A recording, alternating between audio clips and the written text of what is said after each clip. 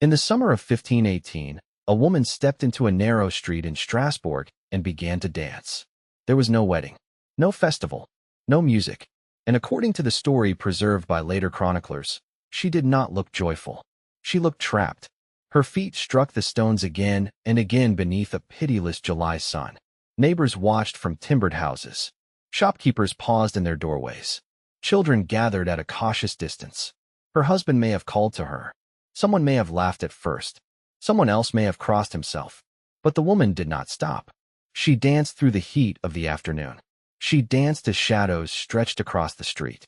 She danced until exhaustion forced her body down, and when strength returned, she rose and began again. Then another person joined her. Then another. Within days, the movement had spread. Soon, Strasbourg was no longer watching one woman dance. It was watching dozens of its citizens twist, leap, stagger, and collapse as though an invisible command had seized their bodies. The city authorities tried to cure them. Their solution was almost impossible to believe. They built stages, cleared halls, hired musicians, and encouraged the dancers to continue. They believed the sickness had to be danced out. Instead, the crowd grew. By the end of that terrible summer, some accounts claimed that hundreds had been caught in the frenzy. Reports of bleeding feet, broken bodies, exhaustion, and death entered the legend. Yet even the question of how many died remains uncertain, hidden behind contradictory chronicles and centuries of repetition. What is certain is stranger than any invention. A major European city faced an outbreak of compulsive dancing so severe that councils, physicians, priests, and frightened families treated it as a public emergency. And the deeper we enter the streets of Strasbourg, the less this story looks like a bizarre footnote.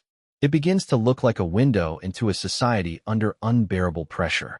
A society haunted by hunger, by disease, by divine punishment, by the belief that saints could curse the body, and by fears so powerful that they may have transformed thought into movement, terror into rhythm, and private suffering into a public epidemic.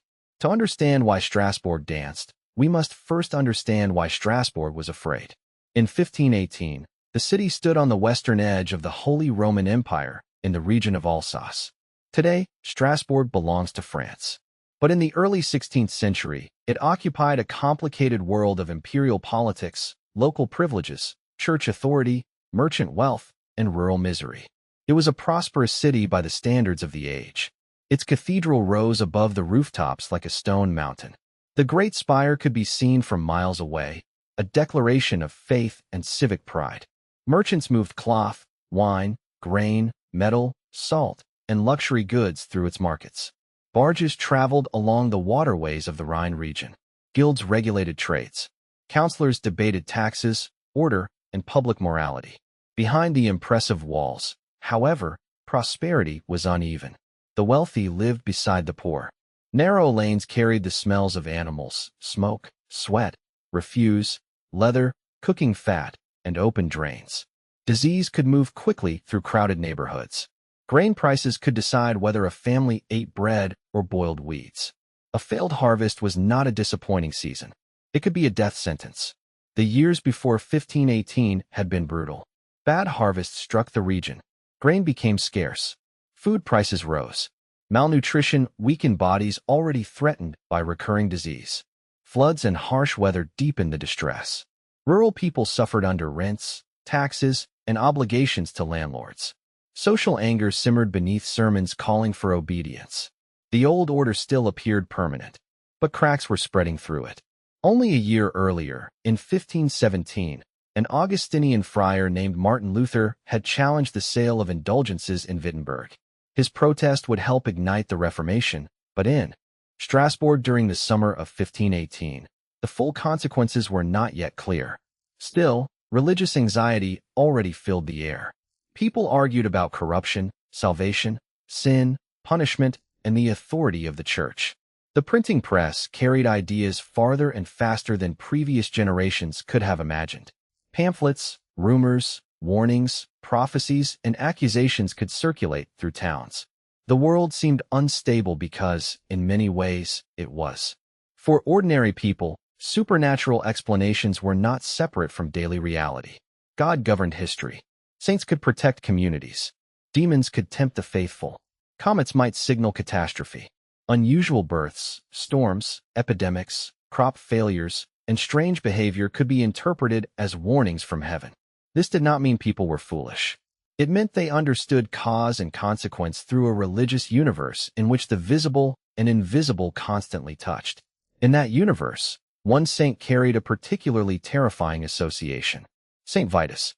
Across parts of medieval and early modern Europe, people believed that Vitus could punish the sinful with a dancing curse. The afflicted might leap, writhe, and move uncontrollably until they collapsed. Pilgrims sought relief at shrines dedicated to him. Images, stories, rituals, and communal memories gave the fear a recognizable shape. The idea had history behind it. Strasbourg was not the first place to witness a dancing mania. In 1374, more than a century earlier, outbreaks of compulsive dancing had appeared in communities along the Rhine and in nearby regions. Groups reportedly moved through streets, shrieking, leaping, and behaving as if possessed. Clergy attempted exorcisms. Crowds watched. Some joined. Chroniclers struggled to explain what they saw. Other episodes appeared across Europe in different forms. Some were linked to religious processions, some to pilgrimage, some to ecstatic worship, some to local legends. In southern Italy, the tradition later known as tarantism associated frantic dancing with the bite of a tarantula, though the relationship between belief, ritual, music, and illness was far more complex than a simple spider bite. The important point is this. When the first dancer appeared in Strasbourg, the city did not face an event for which it had no cultural language. People already knew the story of the dancing curse. They knew what it was supposed to look like. They knew which saint might be responsible. And they knew they might be next. That knowledge may have been one of the most dangerous forces in the city. The woman at the center of the outbreak is often called Frau Troffea. But even here, certainty disappears. Her name comes from accounts written after the event, and historians disagree about what can safely be claimed. Some sources identify a specific woman. Others simply describe an unnamed female dancer. The details repeated in modern retellings often blend contemporary records, later chronicles, and dramatic reconstruction. So we must walk carefully. We can say that in mid-July 1518, a woman began dancing in Strasbourg and continued for days. We can say that others joined her. We can say that the event alarmed the city authorities enough to produce official action. Beyond that, the shadows grow longer. Imagine the first morning after she began. The stones were already warming beneath the sun. Bakers opened their shutters. Laborers carried tools. Market women arranged vegetables and bread. Church bells marked the hours. And she was still moving. Perhaps her steps had become uneven. Perhaps her shoes were damaged. Perhaps someone brought water. Perhaps relatives tried to restrain her. Later accounts suggest she was carried away to a shrine, possibly seeking the mercy of Saint Vitus. But before she vanished from the street, the spectacle had entered the imagination of the crowd. This mattered. Human beings do not merely witness strange behavior. We interpret it. We search for patterns. We borrow the fears of those around us. A single person acting inexplicably can be dismissed as ill, intoxicated, or disturbed. But when a second person begins to move, then a third, the meaning changes. The event becomes contagious before anyone knows what the contagion is. By the end of the first week, later reports claimed that more than 30 people were dancing. They did not all move identically. Some may have spun. Some stamped. Some jerked their arms. Some swayed and stumbled. Some cried out in pain. Some begged for help. The word dancing can mislead us because it suggests pleasure, performance, or rhythm. The Strasbourg dancers were not simply celebrating. Their movement was described as compulsive, exhausting, and frightening. This was dance stripped of joy, movement without freedom, the body acting as a prison. Crowds gathered because people always gather around the impossible. Yet every witness carried the risk of becoming a participant. The more the dancers moved, the more real the curse appeared. The more real the curse appeared, the more vulnerable frightened observers may have felt. Fear does not always freeze the body. Sometimes it makes the body run, sometimes tremble, sometimes faint, and sometimes, under the right conditions, it may teach the body to imitate the very symptom it fears. The city council had to act. Strasbourg's leaders were practical men responsible for order, trade, sanitation, taxation, public morals, and the reputation of the city. They could not allow a growing crowd of afflicted people to block streets, attract unrest, or convince the population that Strasbourg had fallen under divine attack. They turned to physicians. The medical experts of the period did not possess germ theory, modern neurology, psychiatry, or an understanding of mass psychogenic illness. Their medicine drew heavily on ancient Greek and Roman traditions, especially the theory of the four humors: blood, phlegm, yellow bile, and black bile. Health depended on balance. Illness came from imbalance. The dancers, some physicians argued, suffered from overheated blood. Heat had inflamed their bodies and forced them into motion. The proposed treatment followed the diagnosis. If the body demanded movement, the movement should be allowed to continue until the dangerous heat burned itself away. It sounded rational within the medical framework of the time. It was also catastrophic. The council ordered spaces prepared for dancing. Guild halls may have been opened. A stage was reportedly constructed near the grain market. Strong men were hired to support exhausted dancers and keep them moving. Musicians were brought in to provide rhythm. Picture the scene. A city suffering from hunger pays drummers and pipers to accompany men and women who cannot stop dancing. Officials stand nearby, believing they're supervising a cure. Families watch loved ones stagger beneath the summer heat. Musicians play louder. The crowd expands. The authorities had transformed a disturbing street incident into a civic performance. They had given it a stage. They had given it music. They had given it witnesses. And perhaps most dangerously, they had given the dancers official confirmation that their condition was real, physical, and powerful enough to control the city. The attempt to cure the outbreak may have intensified it. This is one of the darkest ironies in the story. The counselors were not trying to harm anyone. They acted according to the best explanation available to them. Yet their intervention may have amplified every ingredient necessary for the mania to spread. Constant attention, public imitation, physical exhaustion, emotional expectation, music, fear, and the sight of authorities surrendering ordinary rules to the demands of the dancers.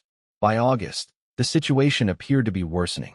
Some chronicles claimed that as many as 400 people were affected over the course of the outbreak. The number may not represent 400 people dancing at once, and historians debate the reliability of the figure. But even a much smaller number would have been astonishing in a city of that period. Imagine 50 people moving uncontrollably through a confined urban space. Imagine 100. Imagine relatives trying to feed them, hold them, pray over them, or drag them home. Imagine the sound.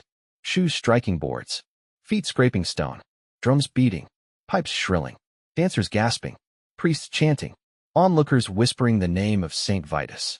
The human body cannot endure endless exertion.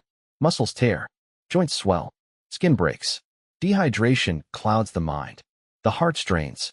Victims may collapse, sleep briefly, then rise again under the force of belief, compulsion, fear, or social pressure.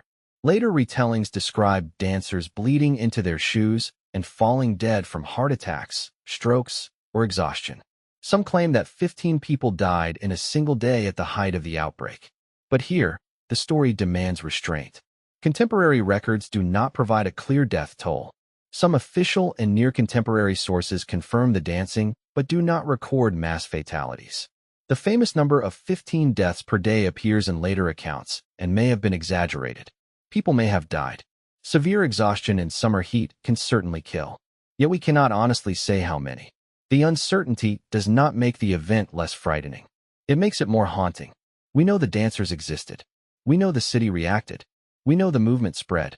But the final human cost is hidden behind silence. And silence in historical records can mean many things. Perhaps deaths were few. Perhaps they were not counted. Perhaps chroniclers assumed the outcome was obvious.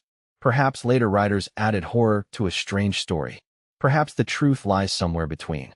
While bodies moved on the stages, another interpretation was gaining strength. The physicians had blamed hot blood. Many citizens blamed sin. If St. Vitus had cursed Strasbourg, then music was not medicine. It was an insult. The dancers were not releasing heat. They were displaying divine punishment. The more the council encouraged them, the more it appeared that the city was cooperating with the curse. Eventually, the authorities changed direction. Music and public dancing were restricted.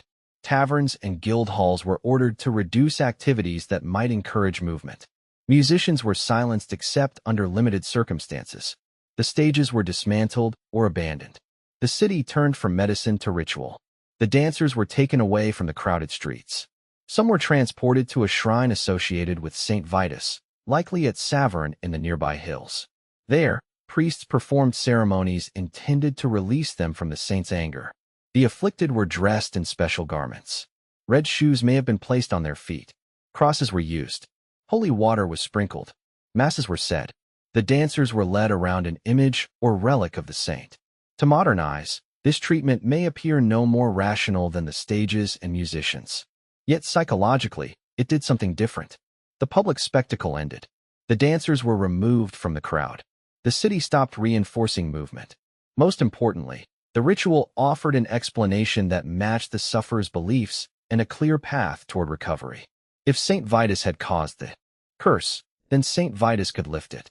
The same cultural world that helped create the terror could also provide the cure. By September, the outbreak faded. There was no single dramatic ending. No final dancer collapsing at sunset. No physician announcing a discovery.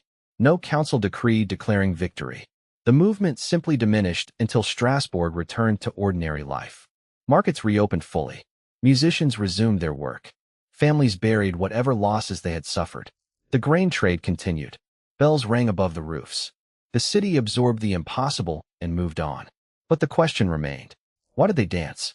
For centuries, answers have competed.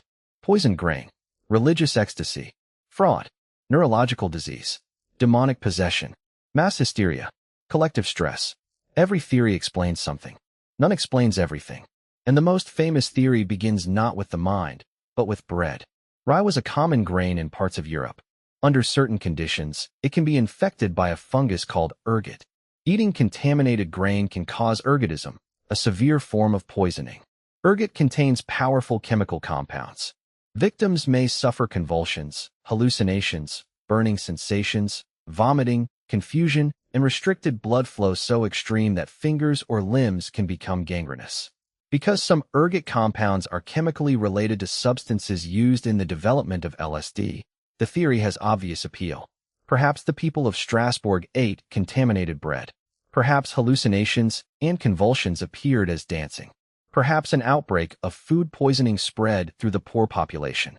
It sounds plausible, but the closer we look, the weaker it becomes. Ergot poisoning can cause spasms and hallucinations, but it is unlikely to produce days of coordinated, sustained dancing. Severe ergotism often leaves victims in agony, delirium, or physically incapable of prolonged movement. It also would not easily explain why the outbreak followed a culturally familiar pattern associated with Saint Vitus. Contaminated grain might affect households sharing the same supply, but the dancers appeared in a social environment where observation, expectation, and belief mattered intensely. Weather also complicates the theory.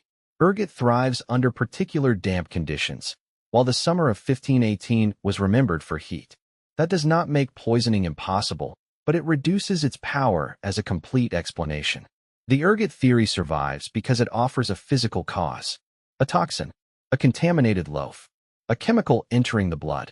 Modern minds often prefer explanations that can be touched, measured, and isolated.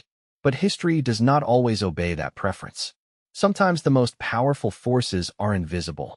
Expectation, terror, grief, social imitation, the desperate need to express suffering when ordinary language has failed.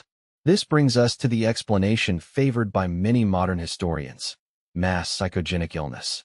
The term describes real physical symptoms that spread through a group without an identifiable organic cause sufficient to explain the pattern. It is sometimes called mass sociogenic illness.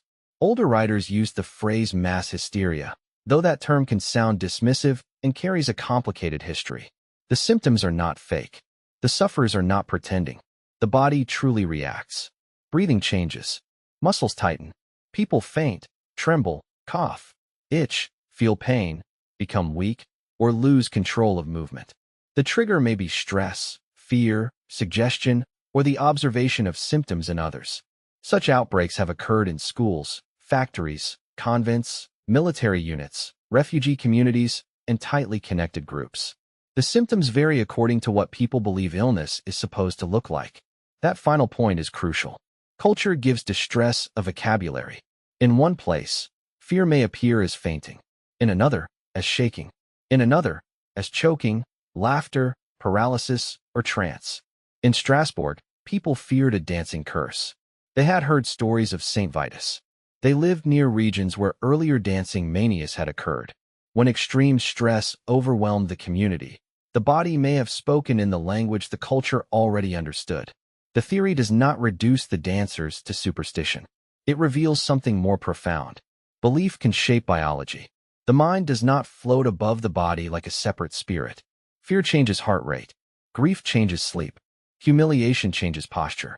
Expectation can reduce pain or increase it. Crowds can magnify emotion until individuals feel carried by something larger than themselves. In 1518, Strasbourg had nearly every condition capable of feeding such an outbreak. Hunger had weakened the poor. Disease threatened families. Religious anxiety encouraged visions of punishment. Economic inequality deepened resentment.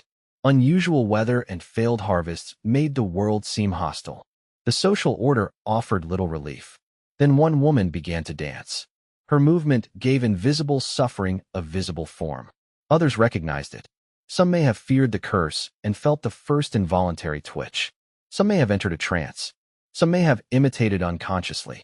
Some may have sought attention, charity, escape, or religious meaning. Some may have suffered unrelated illnesses that were absorbed into the same category. An epidemic does not require every victim to have the same internal cause. It only requires a shared pattern strong enough to gather different experiences into one public event. The city then made the pattern stronger. By constructing stages, hiring musicians, and gathering dancers together, officials created an environment in which movement was expected, observed, and rewarded with attention. Every new dancer became evidence for the next. Every collapse proved the seriousness of the curse. Every drumbeat synchronized bodies. Every frightened witness learned what symptoms might come next. The outbreak fed on its own visibility. And by the time the authorities understood that public dancing was making matters worse, the city had already become a theater of fear. Yet the phrase mass psychogenic illness can create an illusion of certainty. It sounds clinical. It sounds final. But it is still a reconstruction made 5 centuries after the event. No modern physician examined the dancers. No one recorded their pulse, temperature, diet, family history, sleep, injuries, or mental state in a form we would recognize as a medical case file. The evidence survives in fragments: council notes, sermons, chronicles, later descriptions, and the interpretations of people who lived in a radically different world. We are trying to diagnose a city through broken windows.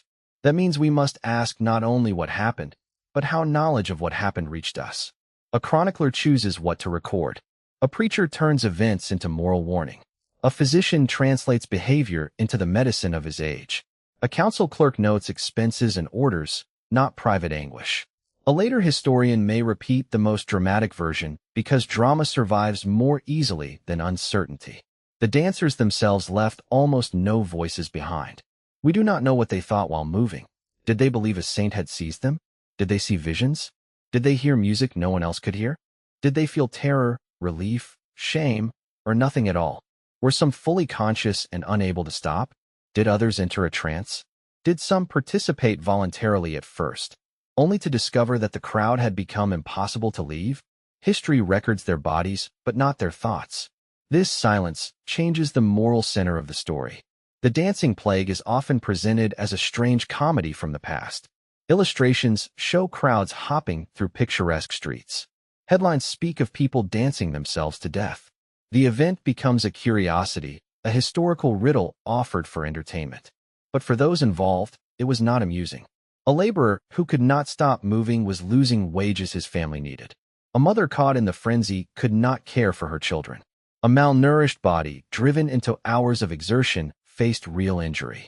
A person who believed himself cursed lived inside absolute terror. Even onlookers were forced to wonder whether invisible punishment might pass into them next.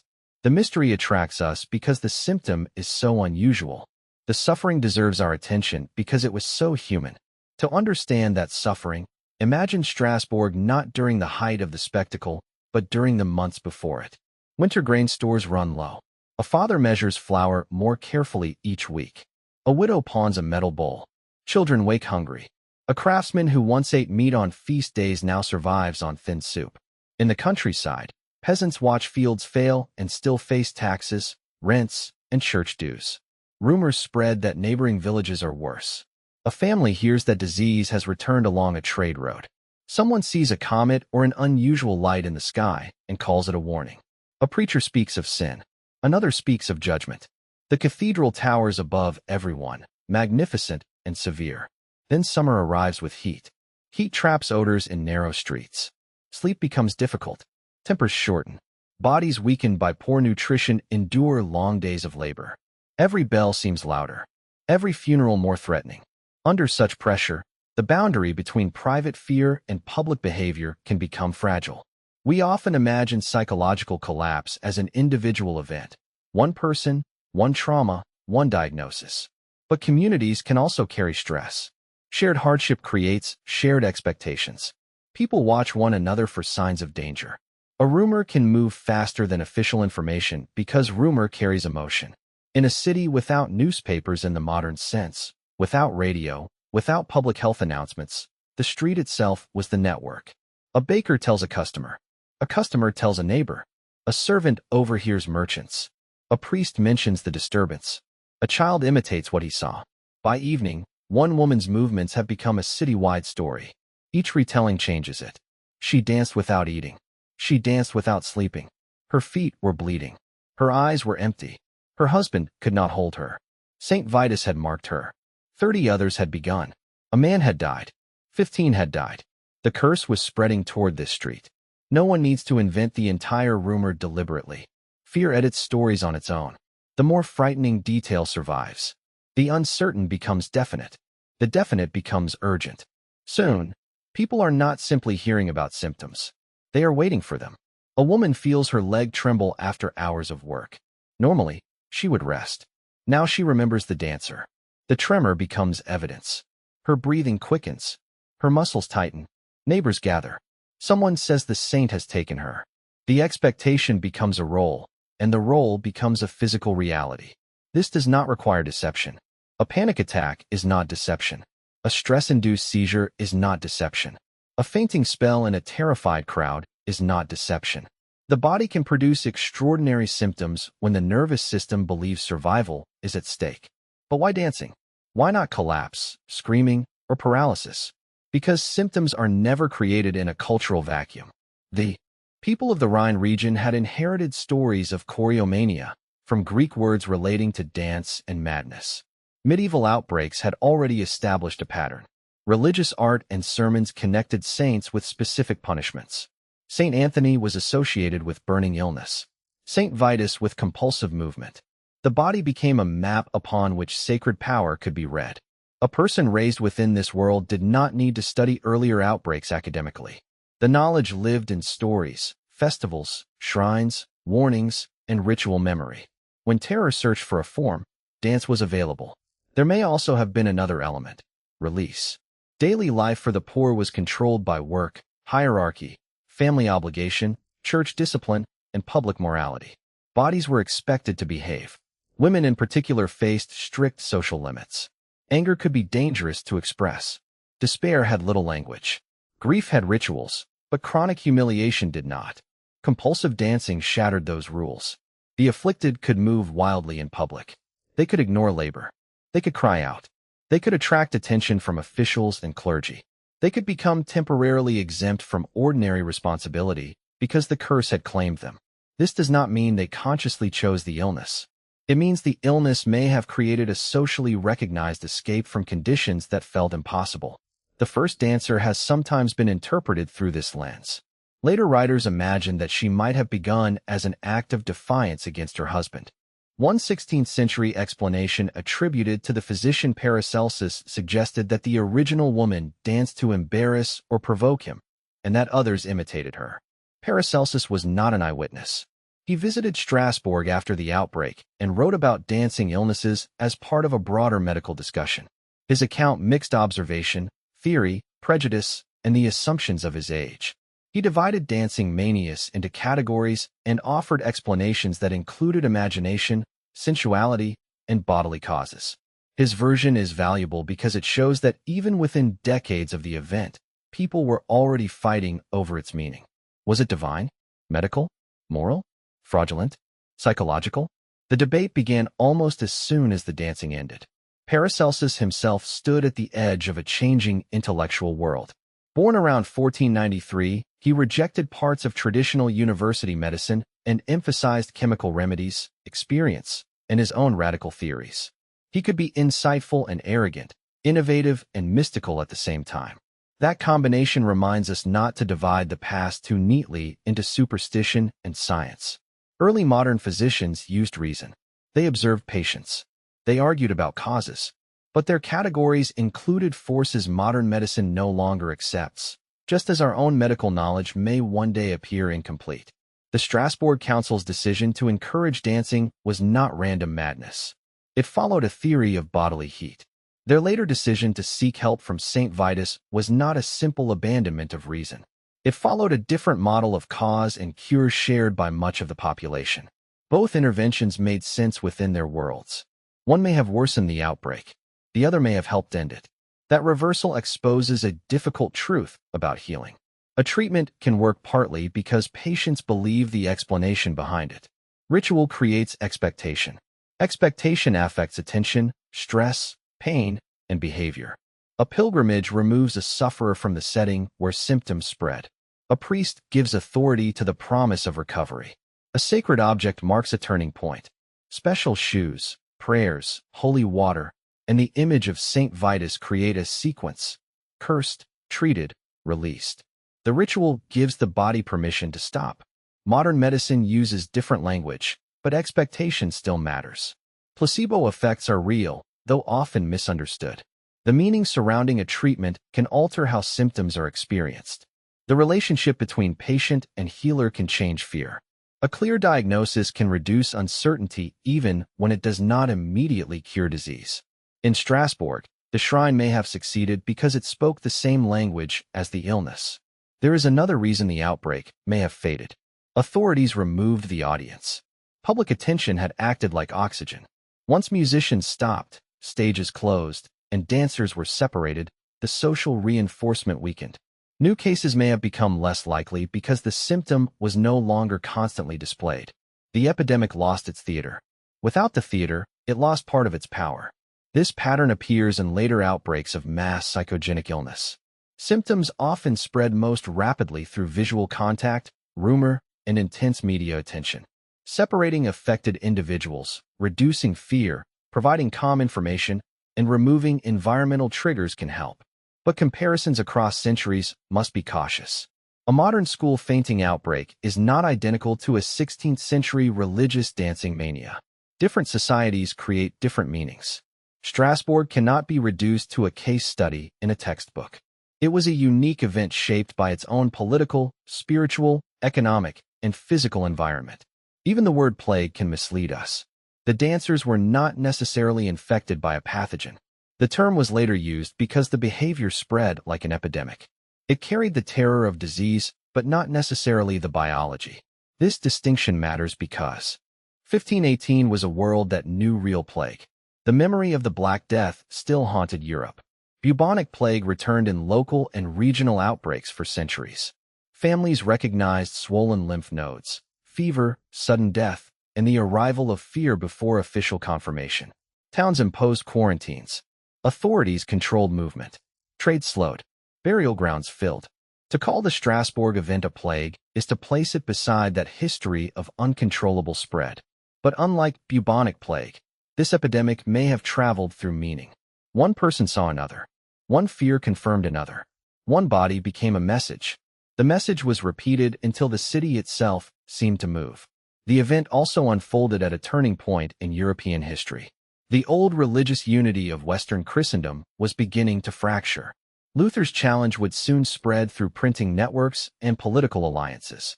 Strasbourg would become an important center of the Protestant Reformation. Clergy, magistrates, and citizens would debate worship, images, saints, sacraments, charity, marriage, and authority.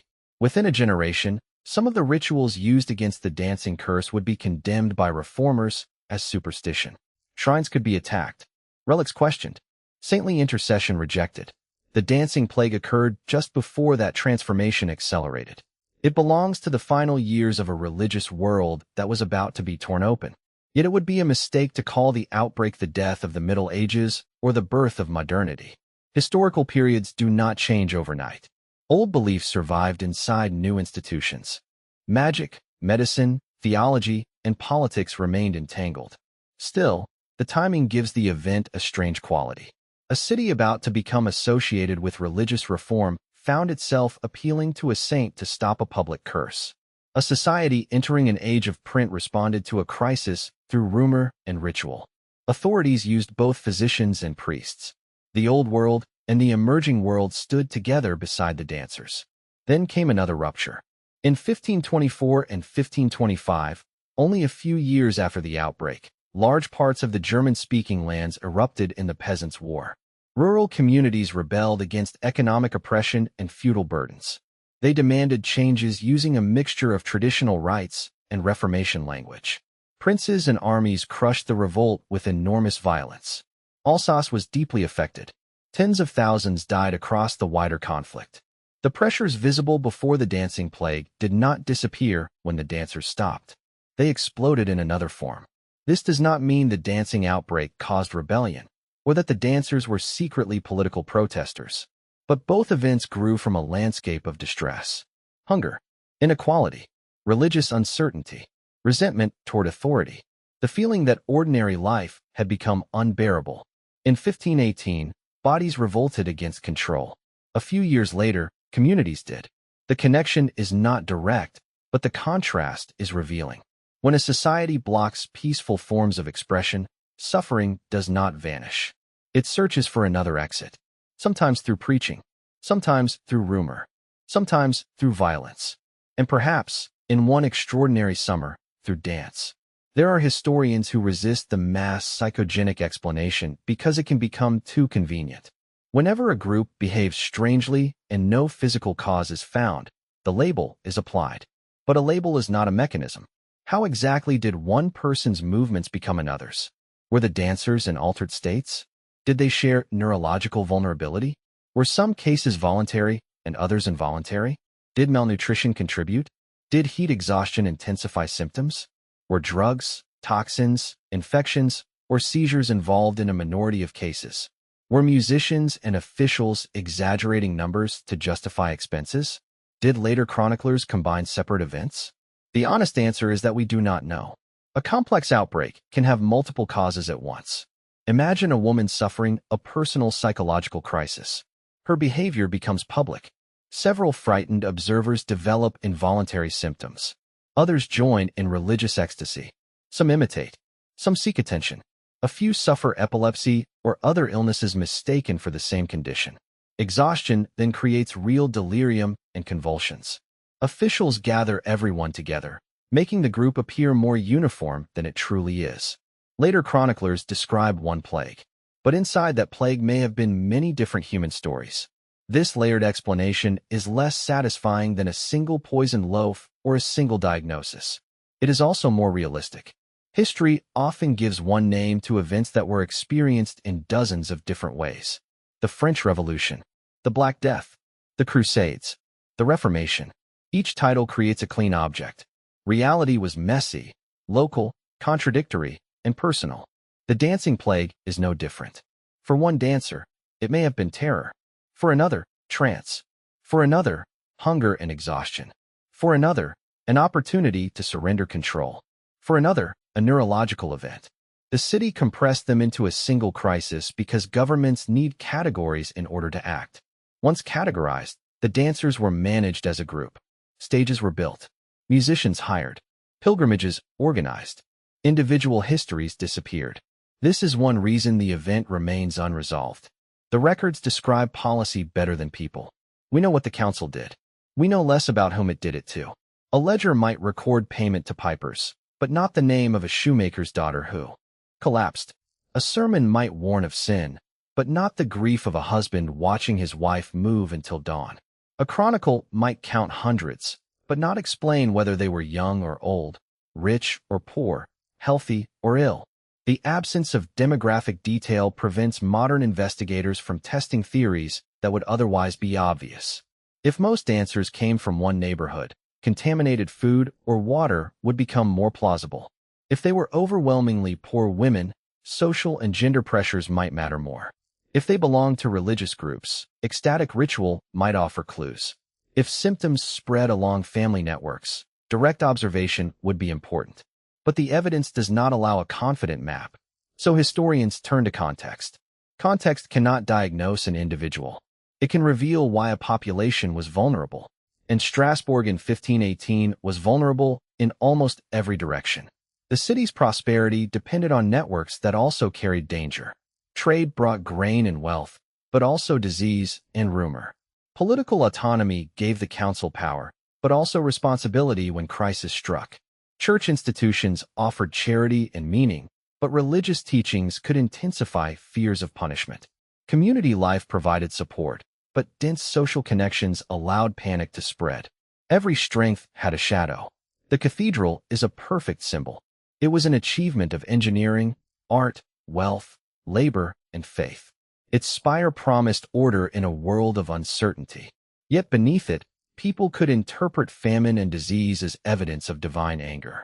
The same faith that comforted them could terrify them. This double power shaped the dancing plague. Saint Vitus was both executioner and healer. The curse came from him. The cure came through him. Fear and hope used the same sacred name. To a modern observer, this appears contradictory. To those inside the belief, it was coherent. Saints punished in order to correct. Pilgrimage restored a damaged relationship. Ritual did not merely remove symptoms. It returned the sufferer to moral order. The dancer's recovery at the shrine, if the reports are accurate, would therefore have been more than medical. It was social reintegration. They left Strasbourg marked as victims of a curse. They returned as people who had completed the required ritual. Their neighbors could accept that the danger had passed. Without such a shared ending, symptoms might have continued because the community would still be waiting for proof of release. This is another way belief acts physically. It tells everyone when an illness is allowed to end. The outbreak may also have ended because seasons changed, attention shifted, and exhaustion reached its limit. Mass events need energy. Crowds cannot remain mobilized forever. Officials became stricter. Musicians stopped. Public space was controlled. The story lost novelty. New dancers faced less encouragement. In epidemics of behavior, the decline can be as mysterious as the beginning. There is rarely one last cause. The system simply falls below the level needed to sustain itself. Fear weakens. Imitation slows. Authorities change tactics. The symptom stops being the city's central language. Ordinary life returns, not because every problem is solved, but because no society can remain at maximum intensity indefinitely. When Strasbourg returned to ordinary life, the suffering that had helped create the outbreak remained. Food insecurity did not disappear. Class divisions did not close. Religious conflict grew. Disease continued. The city had silenced the dance, not the conditions beneath it. That may be the most disturbing lesson of the event. A crisis can end while its causes survive. Centuries later, the dancing plague survives partly because it refuses to fit the categories we use to organize the past. It is not quite an epidemic, not quite a religious revival, not quite a protest, not quite a medical mystery, not quite a legend. It contains elements of all of them. That instability makes the event irresistible. Every age looks at Strasbourg and sees its own anxieties. The 19th century, fascinated by nervous disorders and crowd psychology, saw hysteria. The 20th century, shaped by pharmacology, searched for toxins. The modern age, aware of trauma and social contagion, sees mass psychogenic illness. Popular culture sees horror. Artists see bodies escaping control. Writers see a city dancing at the edge of apocalypse. Each interpretation reveals something about 1518. It also reveals something about the interpreter. The ergot theory became especially popular in an era that preferred biochemical explanations. It offered a neat chain. Fungus infects rye. People eat bread. Chemicals create hallucinations and convulsions. The story could be understood without entering the spiritual universe of early modern Alsace. But removing belief from the event removes one of its strongest pieces of evidence. The dancers did not behave randomly. They behaved in a pattern their culture already feared. That cultural precision is difficult to explain with poison alone. A toxin does not know the legends of Saint Vitus. A fungus does not construct a symptom according to local religious memory. The nervous system, however, does. The nervous system learns from stories. It responds to symbols. It predicts danger using the knowledge available to it. When fear becomes overwhelming, the body may perform those predictions. This does not require conscious belief in every detail. A person can react to a symbol learned in childhood even after doubting it intellectually. Culture settles deeper than opinion. A bell can trigger memory. A smell can awaken grief.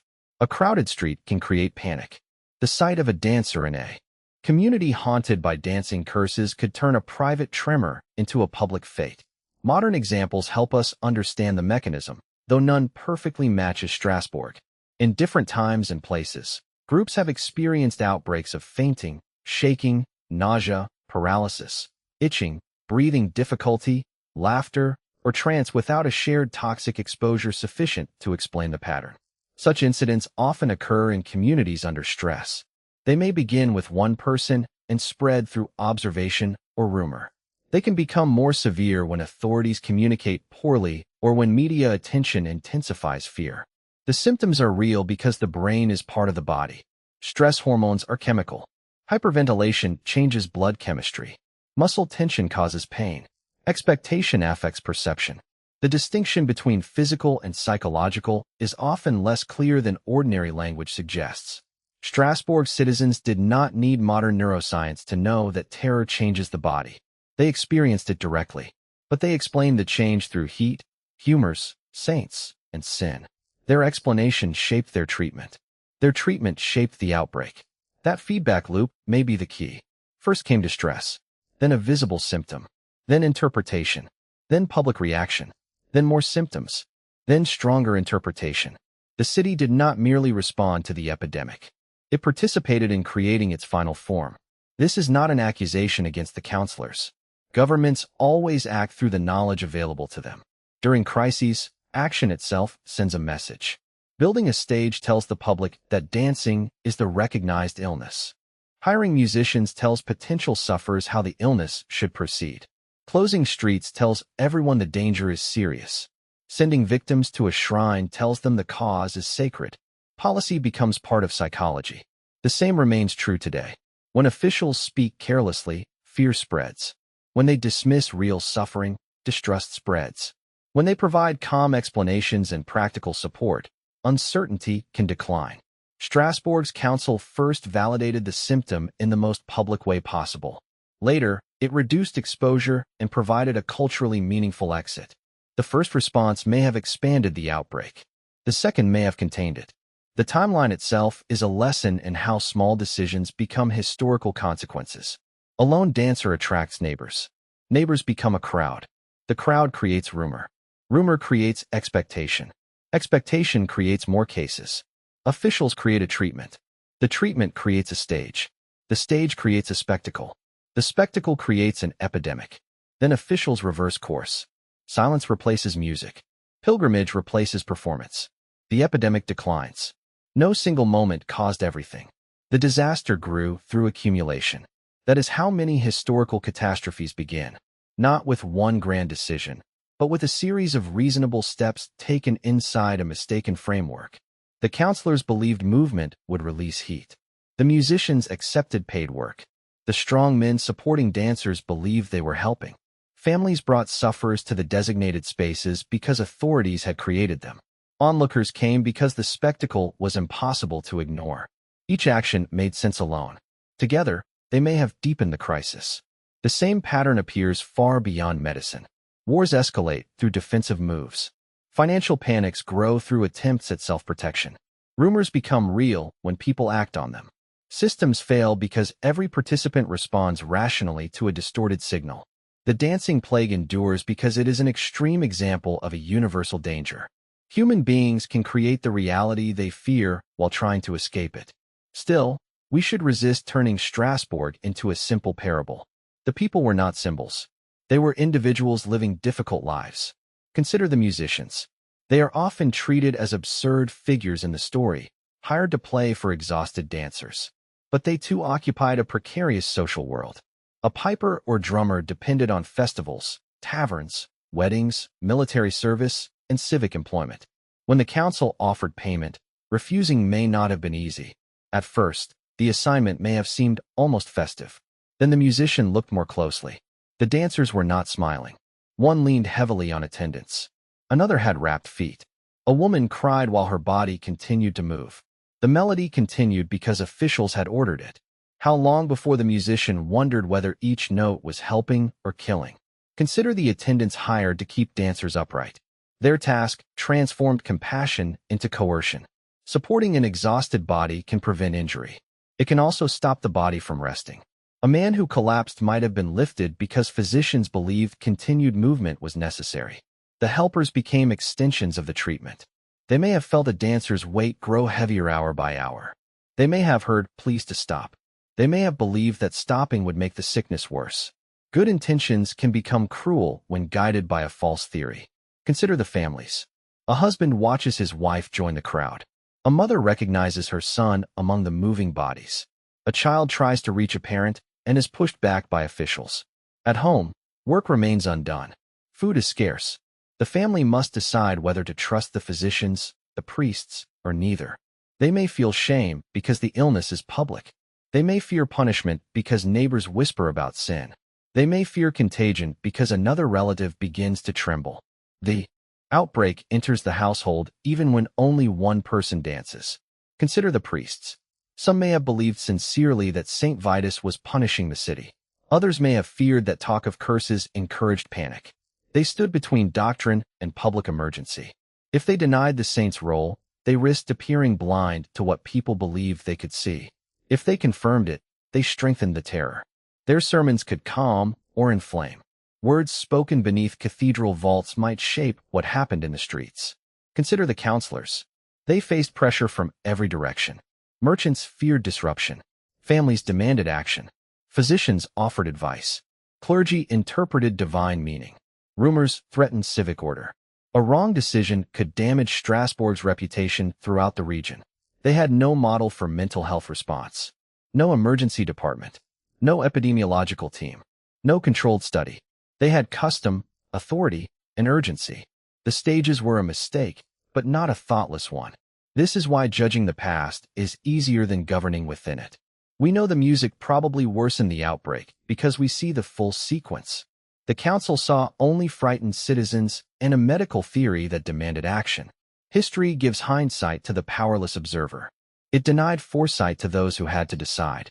The dancers themselves remain most difficult to imagine because their behavior has been flattened into one word: dance. But the movements may have ranged from rhythmic steps to convulsions, repetitive walking, swaying, jumping, and trance-like gestures. Translators and chroniclers may have used familiar terms for unfamiliar symptoms. A modern neurologist might separate seizures, movement disorders, panic responses, and deliberate ritual behavior. Early observers grouped them together. Even the duration is uncertain. Did individuals dance continuously for days, pausing only when they collapsed? Or did they return repeatedly over several days? Did attendants exaggerate persistence? Did some sufferers move only for hours while the overall outbreak lasted weeks? Popular retellings prefer the most extreme image: people dancing without sleep until death. Reality may have been episodic, which would still be extraordinary. Sleep deprivation alone can produce confusion, emotional instability, visual distortions, and involuntary movements. Dehydration and hunger intensify those effects. Once the dancing began, physical exhaustion may have created symptoms that looked like deeper possession.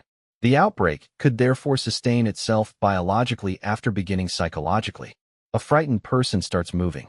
Hours of movement cause real injury. Pain and exhaustion alter consciousness. Altered consciousness deepens the trance. The trance encourages continued movement. The loop becomes physical. This may explain why some dancers could not simply be ordered to stop.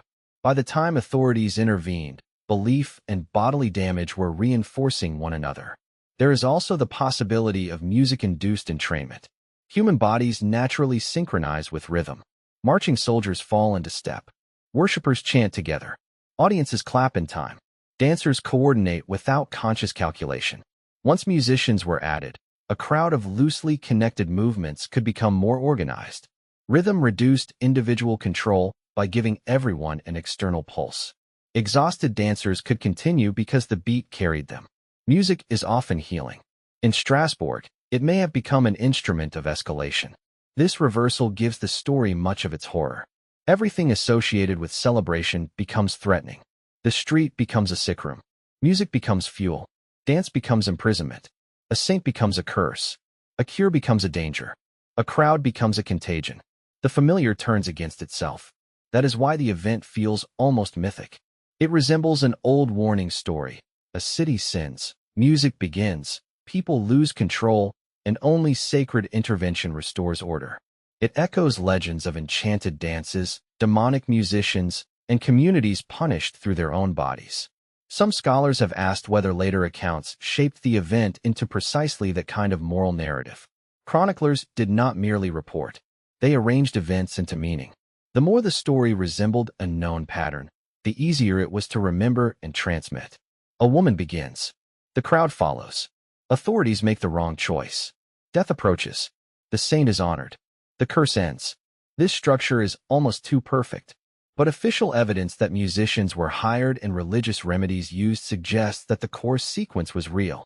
The legend may have sharpened the edges without inventing the center. History often survives this way. A genuine event passes through storytelling until fact and narrative become difficult to separate. The historian's task is not to destroy the story, but to identify where certainty ends. We can be highly confident that an outbreak of compulsive dancing occurred. We can be confident that Strasbourg's authorities treated it as a serious crisis. We have strong reason to believe that encouraging the dancing worsened the situation. We have evidence that religious ritual and removal from public display formed part of the later response. We should be cautious about the exact number of dancers. We should be especially cautious about claims of daily mass death. We should treat Frau Troffea's name and personal motives as uncertain. We should regard any single explanation as probable rather than proven. Those limits do not weaken the documentary. They make it honest. Mystery is strongest when it is real. The truth does not need invented certainty. By the late summer of 1518, the city had learned that the dancing could not be defeated by feeding it. Public music was restricted. Dance halls were closed. The afflicted were directed toward the shrine. The civic message changed from continue to stop, from heat to holiness, from spectacle to purification. Imagine the journey out of Strasbourg. The city walls recede. The cathedral spire remains visible behind the travelers. Some dancers are carried in carts. Others walk with assistants. Feet are bandaged. Families follow. Priests accompany the group. The road rises toward the hills. For the first time in weeks, the afflicted leave the streets where crowds have watched every movement. The rhythm of the city disappears. No stage, no musicians, no market audience. Only the road, the shrine, and the expectation that Saint Vitus will release them. At the chapel, ritual begins. Perhaps the dancers are led before an image of the saint. Perhaps red shoes marked with crosses are placed on injured feet. Perhaps holy water touches faces darkened by dust and sweat. Prayers define the illness as something with an ending. The saint who struck them can now forgive them. The story closes around the sufferer. For a nervous system trapped in terror, that closure may have been powerful. One dancer becomes still, then another. The body waits for the curse to return. It does not. A priest declares the ritual complete. Relatives weep. The former dancer takes a careful step, not compelled, not watched as a spectacle, simply walking. Whether recovery happened exactly this way cannot be known. But the outbreak did end, and it ended after the city changed both environment and meaning. That combination remains the strongest evidence for a psychogenic component. Poison would not normally disappear because musicians stopped. An infectious neurological disease would not be expected to respond to pilgrimage. Fraud alone would not explain severe exhaustion and civic panic. A socially reinforced syndrome, however, could weaken when reinforcement was removed and a credible cure was introduced. The end of the dancing plague was not a triumph of science over superstition. It may have been superstition correcting the damage done by medicine. That sentence sounds paradoxical only because we assume knowledge advances in a straight line. It does not. A physician can be more wrong than a priest in one moment. A ritual can produce relief even when its supernatural explanation is unprovable. A modern diagnosis can illuminate the past while still remaining uncertain. The Strasbourg story is not a contest between intelligent modern people and ignorant ancestors. It is a warning about confidence. The counselors were confident in hot blood. Later writers were confident in mass death. 20th century theorists were confident in ergot. Modern historians can become confident in psychogenic illness. Every explanation should carry humility because the dancers cannot answer our questions. Their silence is the final boundary. Yet, even without a final diagnosis, the event reveals the architecture of collective fear. Fear needs a threat. A saint's curse provided one. Fear needs evidence. The first dancer provided it. Fear needs repetition. New cases provided it. Fear needs authority. The council's response provided it. Fear needs a stage. The grain market provided it. Fear needs rhythm. The musicians provided it. And fear needs an ending. The shrine provided that. This sequence makes the outbreak feel less impossible. It also makes it more relevant. The symbols change, but the structure survives. A rumor spreads through a frightened community. People scan their bodies for signs. Authorities respond publicly. Media attention magnifies every case. Individuals imitate symptoms without intending to. The outbreak grows because everyone is trying to understand it.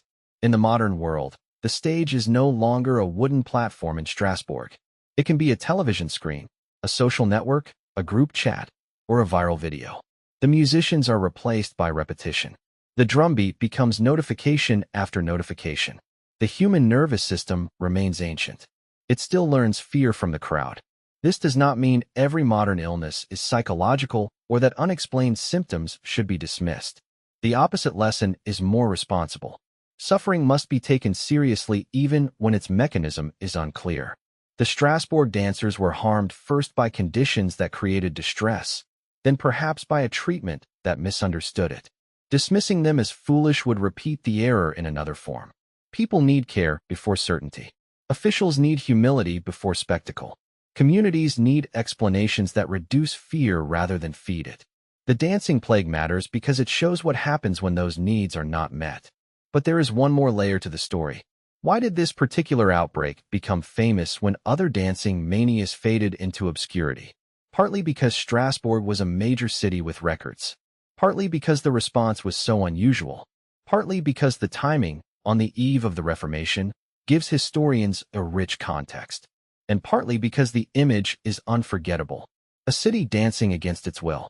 The phrase contains contradiction. Cities are symbols of order. Streets, markets, councils, walls, and bells divide life into predictable patterns. Dance is chosen movement, shaped by music and community. In Strasbourg, order and choice both collapsed. The city moved without deciding to move. That image speaks to a deep human fear, the loss of control over one's own body.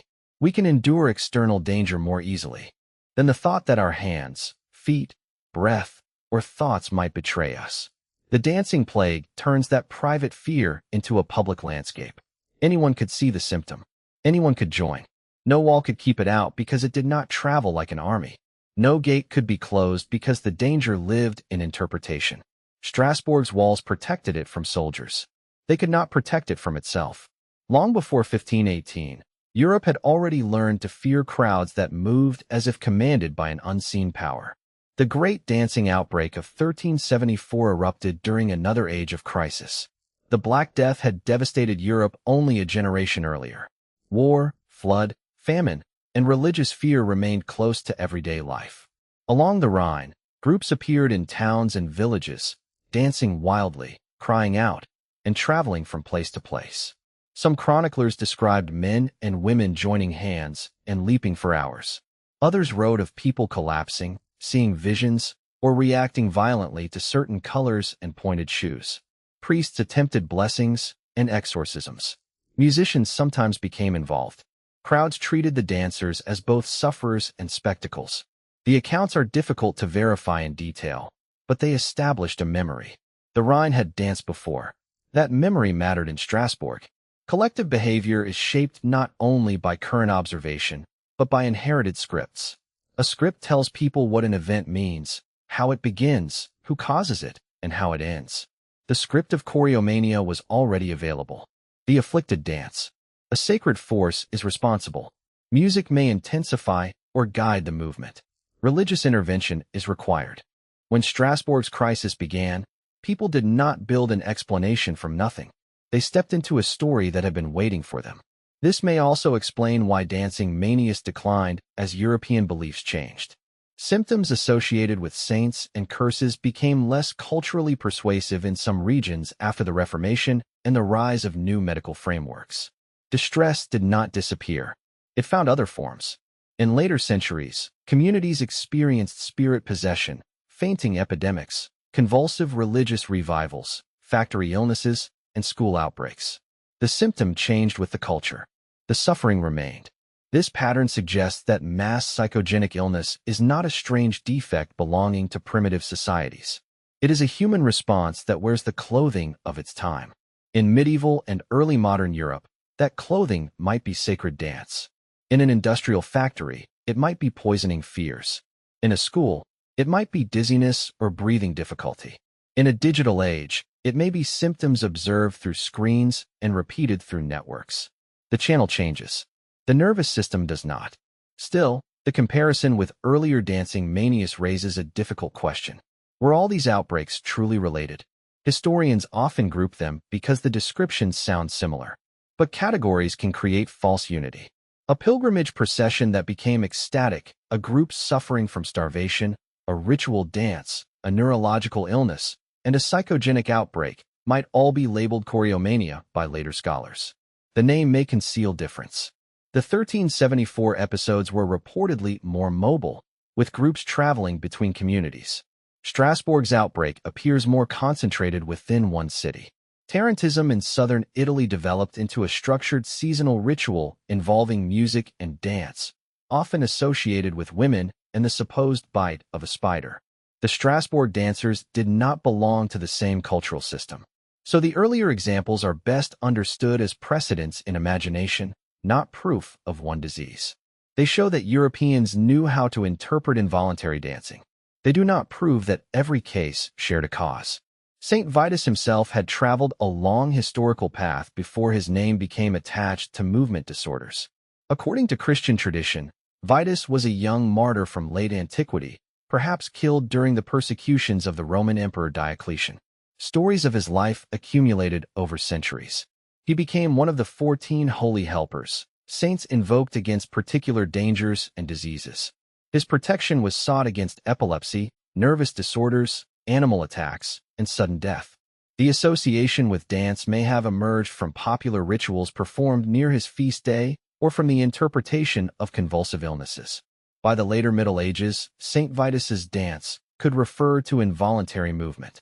Centuries afterward, the term was used for synonyms chorea, a neurological disorder associated with rheumatic fever. The same phrase therefore carried religious, cultural, and medical meanings across time. In Strasbourg, invoking Saint Vitus did not necessarily mean people believed the saint was evil. A holy figure could punish, test, and heal. The relationship resembled a judicial one. A community that offended sacred order might suffer until proper devotion restored balance. This belief placed moral pressure on the entire city. If the dancers were cursed because Strasbourg had sinned, then every citizen had reason to fear. The outbreak was not merely about sick individuals. It was evidence against the community. What had the city done? Had authorities tolerated immorality? Had merchants cheated the poor? Had people neglected worship? Had pride brought punishment? Religious fear could therefore spread symptoms by spreading guilt. A person did not need to know a dancer personally. It was enough to believe that the same divine judgment covered every street beneath the cathedral spire. The timing near the feast calendar may also have influenced expectations, though the exact start date and ritual context remain debated. Seasonal religious observances shaped public life. Processions, fasting, festivals, and saint days created periods of heightened emotion. Summer also brought practical strain. Agricultural labor intensified. Heat worsened dehydration. Food stores from the previous harvest were depleted before the new one arrived. This annual period, sometimes called the hungry gap, could be especially dangerous after failed harvests. The outbreak began when bodies and minds may have been at their weakest. Malnutrition alone does not cause choriomania, but it lowers resilience. A hungry person sleeps poorly, thinks less clearly, tires quickly, and becomes more vulnerable to infection and stress. Nutritional deficiencies can also affect the nervous system. The dancer's condition may therefore have been produced by an alliance of factors. Culture provided the form. Stress provided the pressure. Hunger weakened resistance. Heat intensified exhaustion. Crowds spread expectation. Authorities amplified visibility. Ritual eventually provided release. No single factor needs to carry the whole explanation. Together, they create a believable path from one dancer to a citywide emergency. But there is a temptation to make the first woman too important. Modern storytelling loves an origin point. One person begins, and everything follows. The name Frau Troffea gives the story a face. Yet the outbreak may have been waiting for any visible trigger. If the city was already near a threshold, another event might have opened the same door. A public seizure, a religious procession, a rumor of poisoning, a child collapsing in the market. The first dancer did not necessarily create the distress. She revealed it. This distinction changes how we see her. She was not a mysterious carrier bringing madness into a healthy city. She may have been the first crack in a structure already under pressure. Once the crack appeared, everything hidden became visible. This is why the search for her private motive may never solve the outbreak. Even if Paracelsus was right that she began by defying her husband, that would not explain why dozens followed. Even if she suffered a neurological illness, that would not explain why the symptoms spread in a culturally specific form. The first case and the epidemic are different questions. What caused her to dance? What caused others to join? What caused officials to build stages? What caused the outbreak to end? Each may require a different answer. The desire for one cause comes from the structure of mystery stories. A puzzle should have a solution. A detective gathers clues and names the culprit. History rarely offers that satisfaction. The culprit may be a system, a combination, a threshold, a chain in which every link is necessary but none is sufficient. The dancing plague may be unsolved because it was never one thing to solve. It was an event created between bodies, beliefs, institutions, and environment. The location near the grain market is especially symbolic. Grain was life. Bread was the foundation of diet. The market represented both nourishment and vulnerability. When grain prices rose, the poor suffered first. When officials placed dancers near that space, the crisis unfolded beside the commodity that measured survival. Musicians played while hungry citizens watched. The contrast must have been bitter. Money could be found for stages and pipers. Could enough be found for bread? The records do not tell us what spectators said, but public emergencies often expose inequalities that ordinary life conceals. The dancers may have appeared irrational, yet the world around them contained its own harsh logic. A wealthy household could store grain. A poor family bought day by day. A merchant could profit from scarcity. A laborer paid the higher price. A counselor could retreat from the crowd. A dancer could not retreat from his own body. This social dimension does not turn the outbreak into deliberate class protest. It shows why despair was unevenly distributed. If most victims came from the poor, as some historians suspect, their bodies carried burdens the city's elite did not share. Work, hunger, debt, disease, religious guilt, limited power. When those bodies entered public space, the council was forced to see them. For a few weeks, the suffering of ordinary people became impossible to ignore. Then, once the dancing ended, the poor became quiet again in the records. This pattern is familiar in history. Elites document the poor most clearly when they become a problem, during riots, epidemics, crimes, rebellions, or shortages. Daily endurance leaves fewer traces. The Strasbourg dancers are visible because they disrupted order. Their lives before and after the disruption are nearly invisible. We know the spectacular symptom. We do not know the ordinary pain beneath it. A responsible telling must therefore avoid using them only as scenery for a mystery. Their anonymity should make us more careful, not less compassionate. The later claim that people died at a rate of 15 per day illustrates how spectacle can overpower evidence. The number appears in countless modern summaries because it is vivid. 15 deaths per day turns a strange outbreak into a massacre. It sharpens the hook. But repetition is not proof. Contemporary Strasbourg sources do not clearly confirm such a toll. If hundreds had died in a few weeks, burial, inheritance, labor, and civic records might be expected to preserve stronger traces. Their absence does not prove no one died, but it makes the largest claims doubtful. The honest version is more nuanced. Dancers were driven to dangerous exhaustion. Some may have died. The exact toll is unknown. That uncertainty respects both evidence and suffering. We do not need hundreds of corpses to recognize the crisis. A single person forced into movement until collapse is terrifying. Dozens are enough to transform a city. Another popular detail describes blood filling the dancer's shoes. This is physically plausible after prolonged movement, especially in poorly fitted footwear on hard surfaces. Yet the image may come from later dramatic accounts rather than direct observation. It should be presented as reported, not certain. The distinction between "they bled into their shoes" and later accounts describe bleeding feet may seem small. It is the difference between history and legend. Careful language does not drain a story of power. It gives the viewer a reason to trust the moments that are certain. The council records are among those moments. Governments do not normally spend money and issue restrictions for imaginary problems. Official action confirms scale. Whether there were 50 dancers or 400, authorities believe the disturbance threatened order. The restrictions on music are especially revealing. At first, musicians were part of the cure. Later, music and dancing were suppressed. This reversal suggests direct observation. Officials saw that their policy had failed. The city learned in real time. The lesson was purchased with human exhaustion. We can reconstruct the emotional arc of the council's response. At first, curiosity, then concern, then confidence in a medical solution, then alarm as numbers rose, then embarrassment and fear, then a desperate change of strategy. Governments rarely admit mistakes openly. Reframing the outbreak as a sacred curse allowed the council to reverse course without simply declaring that physicians had been wrong. The shrine offered not only a cure for dancers, but a political exit for officials. Responsibility moved upward, from council policy to divine judgment. If St. Vitus caused the crisis, no counselor had to answer for the stages.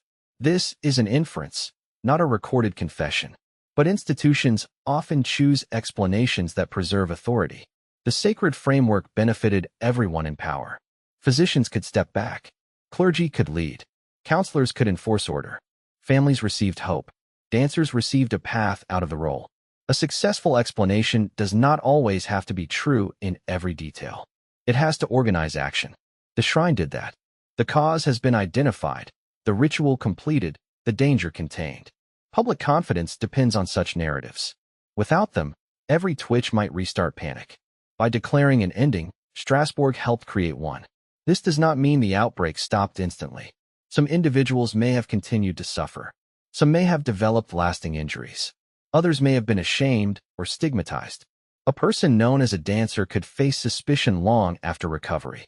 Were they seen as sinners, victims, frauds, chosen instruments of divine warning? The records say little, but communities remember public breakdown.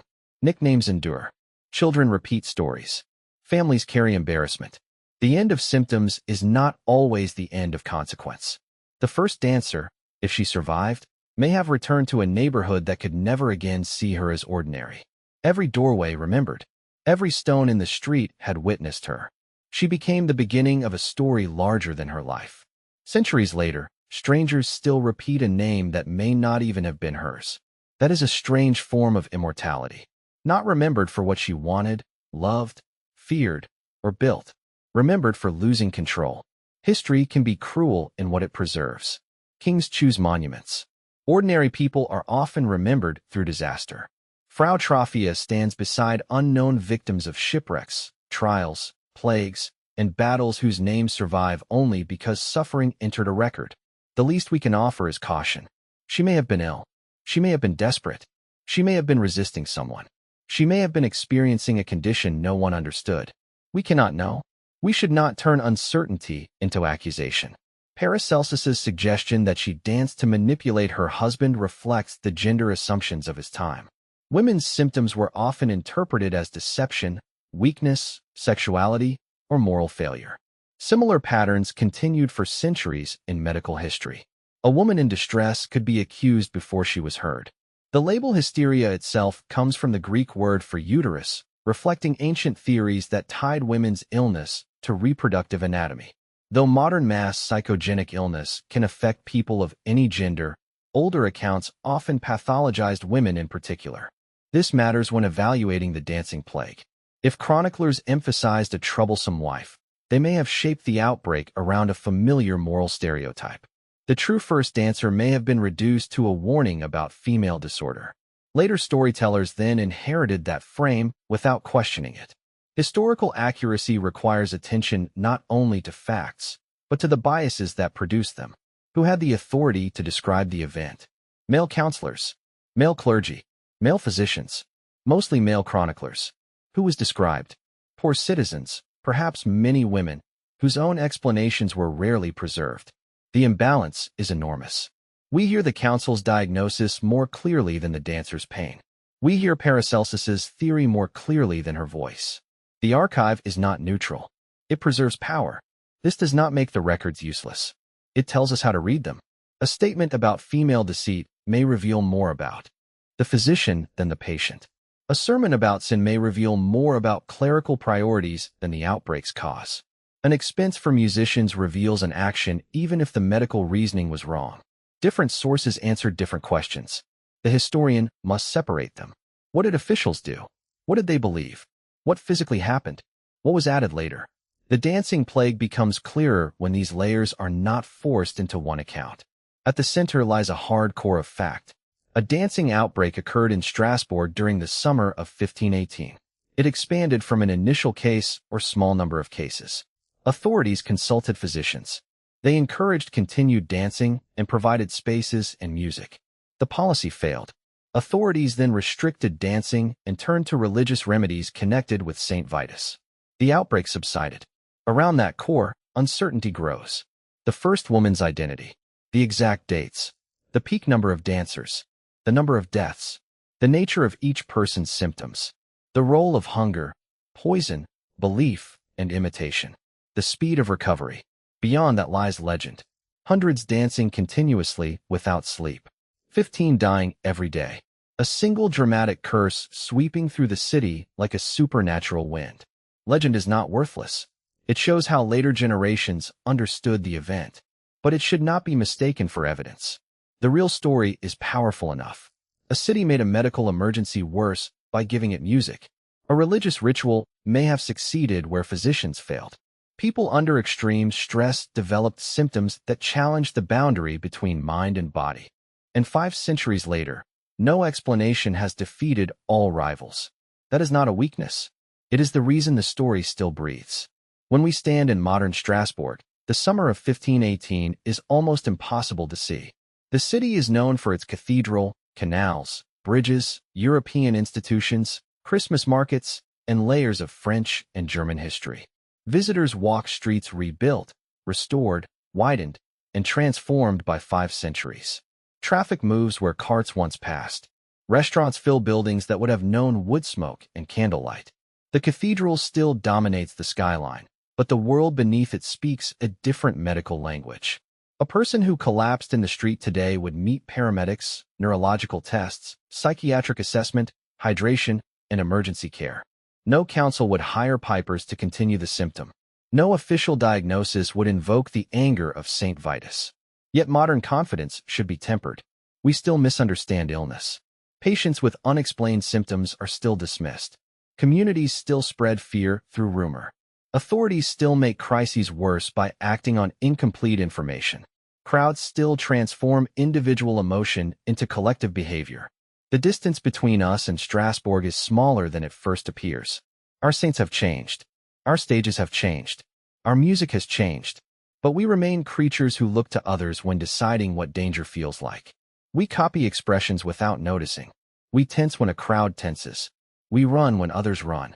We laugh more easily among laughter and panic more easily among panic. Emotion is social before it is rational.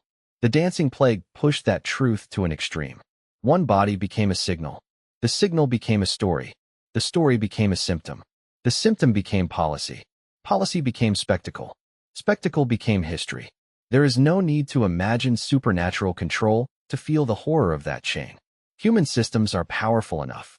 The event also forces us to confront an uncomfortable bias in the way we judge collective behavior. When people in the past describe curses, we call them superstitious. When modern crowds act on rumors, misinformation, financial fear, political panic, or online suggestion, we often call ourselves informed. But access to information does not eliminate contagion. It can accelerate it. A rumor that took hours to cross Strasbourg can now cross the world in seconds. Images can be repeated millions of times before evidence is checked. Symptoms can be demonstrated, discussed, feared, and imitated across enormous distances. The mechanisms of attention have become more powerful than any wooden stage. That makes the old story newly relevant. The Strasbourg Council learned too late that visibility is not neutral. Publicizing a behavior can spread it. Treating every case as proof of catastrophe can create more fear. At the same time, secrecy and dismissal can also deepen distrust. The balance is difficult. Take suffering seriously. Do not sensationalize it. Investigate physical causes. Do not pretend the mind is unreal. Communicate clearly. Do not humiliate the afflicted. Remove harmful reinforcement. Provide a believable path towards safety. These principles sound modern, but their absence shaped a crisis in 1518. Perhaps the most important lesson is the unity of mind and body. The phrase, all in the mind, is often used to mean imaginary. But the mind is not imaginary. Fear is not imaginary. Trauma is not imaginary. Expectation is not imaginary. The brain regulates movement, pain, breathing, attention, and perception. A psychological cause can produce physical suffering as real as a wound. The dancers did not need poison grain for their feet to bleed. They did not need a demon for their hearts to race. They did not need to pretend in order to collapse. Belief itself can become an event in the body. That possibility frightened early modern observers because it blurred moral categories. If the dancers were cursed, they were victims of sacred punishment. If they were ill, they required treatment. If they were pretending, they deserved discipline. If their own imagination caused the movement, were they responsible? Modern medicine still struggles with similar questions. Patients with functional neurological symptoms can experience weakness, seizures, tremors, or movement problems without structural damage that fully explains them. These conditions are real and can be disabling. They require care, not accusation. We cannot diagnose the Strasbourg dancers with a modern disorder from a distance of 5 centuries. But understanding such conditions prevents us from treating psychogenic explanations as insults. The body can fail without tissue being destroyed. A network can malfunction even when its parts appear intact. A city can do the same. Strasbourg's buildings remained standing. Its walls were not breached. Its government continued. Its markets functioned. Yet the social network malfunctioned. Fear moved through it. Official responses reinforced it. The city became sick in a way no surgeon could cut out. The cure required changing the network. Remove the spectacle. Change the interpretation. Break the rhythm. Separate the afflicted. Create a ritual ending. The individuals became still when the city around them became still. This is why the event cannot be understood only at the level of one brain. It happened between people. The space between bodies carried meaning. A glance. A rumor. A drumbeat. A council order. A priest's blessing. The epidemic lived in those connections. So did the recovery. By autumn, Strasbourg had other concerns. Harvests, prices, taxes, disputes, worship, and trade reclaimed attention. The dancers receded from daily conversation. New crises approached. The Reformation would divide Europe. Peasant rebellion would shake the region. Wars of religion would follow. Strasbourg itself would change hands between political worlds over the centuries. Against that vast history, a few weeks of dancing might seem small. No empire fell. No king died. No border changed. Yet history is not measured only by armies and thrones. The dancing plague reveals forces that shape entire civilizations but rarely appear in royal chronicles. Collective belief, public health, social stress, the authority of medicine, the power of ritual, the vulnerability of crowds. These forces can determine whether societies endure crisis or magnify it. In 1518, Strasbourg magnified it before learning how to contain it. The lesson came without a scientific explanation. The council did not discover mass psychogenic illness.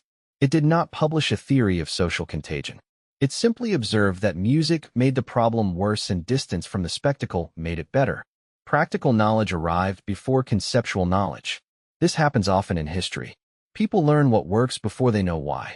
Sailors prevent disease without understanding vitamins. Cities improve sanitation before germ theory. Healers use plants before isolating active compounds. Strasbourg stopped the stages before it understood the mind. The result mattered more than the explanation. But because the explanation remained unresolved, the mystery survived. Every generation returned to it. Could they truly have danced unwillingly? Could hundreds have been affected? Could fear spread through muscles? Could a city's belief become stronger than individual choice? The evidence suggests that something very close to this happened. Not necessarily in the exaggerated form of legend. Not necessarily with hundreds dying beneath the sun. But enough happened to force a government into extraordinary action. Enough happened to leave records. Enough happened to be remembered 500 years later. And enough remains unexplained that certainty would be dishonest. Perhaps future scholars will uncover new documents in an archive. A forgotten council ledger. A private letter. A medical note. A sermon describing the dancers in detail. Such a discovery could change the numbers or clarify the timeline. It might weaken one theory and strengthen another. But it is unlikely to give us everything. The most important evidence disappeared with the people themselves. Their sensations. Their memories. Their reasons. Their fear. No archive can fully recover a body from the past. We can only trace the pressure around it. That pressure points toward a population pushed beyond endurance. Years of hardship prepared the ground. Religious belief shaped the symptom. One dancer provided the spark. Public attention carried the flame. Medical policy added fuel. Ritual and isolation deprived it of air. This is not proof in the laboratory sense. It is the strongest pattern the evidence allows. The dancing plague was likely not one disease passing from body to body. It was distress passing from mind to mind until bodies began to obey. There is tragedy in that conclusion, but also dignity. It means the dancers were not ridiculous. They were overwhelmed. Their society had no language for chronic stress, trauma, functional symptoms, or collective psychological crisis. So their suffering entered the language available to them. A saint's curse. Overheated blood. A dance that could not end. The form was strange. The need beneath it was familiar. To be seen. To be released. To have unbearable pressure recognized by the community. For a few weeks, Strasbourg recognized it in the worst possible way. The city gathered the afflicted and ordered them to continue. Only later did it understand that recovery required permission to stop.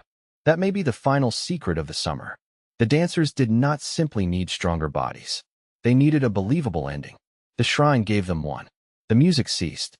The crowds dispersed. The saint was honored. The council changed its orders. Families brought survivors home. And somewhere in the city, perhaps in the same narrow street where it began, the stones became quiet. Morning returned. A baker opened his shutters. A merchant lifted a wooden door. A cart rolled toward the market. Church bells marked the hour. People glanced toward the place where the first woman had moved beneath the July sun. No one was dancing, but the memory remained. They had watched neighbors lose command of their own bodies. They had watched physicians turn suffering into spectacle. They had watched music deepen an illness. They had watched ritual succeed where reason failed. And they had learned that a city could be conquered without soldiers. Not by an army outside its walls. By fear moving inside them. That is why the dancing plague of 1518 still matters. It is not merely the story of people who danced until they collapsed. It is the story of what happens when hunger, belief, terror, and authority begin moving to the same rhythm. Once that rhythm takes hold, no one person controls it. Not the first dancer. Not the physicians. Not the musicians. Not even the council. The entire city becomes part of the performance. And by the time everyone realizes the cure is feeding the sickness, the stage is already full. History remembers Strasbourg because the symptom was unforgettable. But beneath the movement was a quieter warning. Civilizations do not break only when walls fall.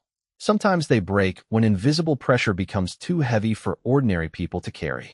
Sometimes the first sign is not rebellion, invasion, or plague. Sometimes it is one woman stepping into the street and moving as if the world will not allow her to stop. Was Strasbourg struck by poison, illness, collective terror, or a force created by all three? The final answer may remain beyond reach. But one truth is clear. The people were not dancing because they were happy. They were dancing because something inside their world had become unbearable. And for one terrible summer, their bodies told the truth before history found the words. What do you believe seized Strasbourg in 1518? A medical illness, a psychological epidemic, or the power of collective belief?